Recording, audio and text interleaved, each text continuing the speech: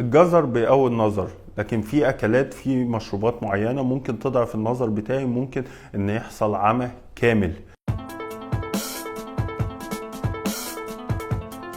ممكن في اكلات ومشروبات لو انا تناولتها النظر بتاعي يا اما يضعف في الحال، يا اما يضعف في خلال شهور، يا اما في خلال سنين. اول حاجه ان انا اتناول حاجه تبتدي تاثر على النظر ويحصل عمى كامل، زي ان انا اتناول الكحول الميثيلي اللي بيبقى موجود في الخمره وفي المشروبات الكحوليه المغشوشه، او اكسيد الكربون اللي بيبقى موجود في دخان السجاير او في الدخان عامه او في الحشيش. لو تعرضنا لهم بطريقه زياده ممكن النظر بتاعي يحصل تسمم في العصب البصري وافقد النظر في الحال. لو انا مريض سكر مش بحافظ على مستوى السكر بتاعي، السكر بتاعي بيعلى في خلال شهور، النظر بتاعي عمال بيضعف كل فتره عن الفتره اللي قبلها، فيبتدي ان بيحصل ضعف في النظر وبتبتدي بيحصل تهتك في جدار الاوعيه الدمويه، وممكن المريض يفقد نظره بسبب ان هو بياكل حلويات او مش مظبط السكر بتاعه بطريقه كويسه. في خلال سنين برضو لو انا ما حافظتش على مستوى السكر بتاعي بعمل ضعف في الجدار الشبكيه، او لو انا اهملت في الميه البيضاء، او لو انا عندي ميه زرقاء وببتدي ان انا بزود ملح، ببتدي مش محافظ على الاكل اللي الدكتور بينصحني بيه، ممكن ساعتها النظر بتاعي بيضعف على مدار السنين لحد ما يفقد خالص لو انا مش بلحقه بالعلاج او بالكشف الدوري.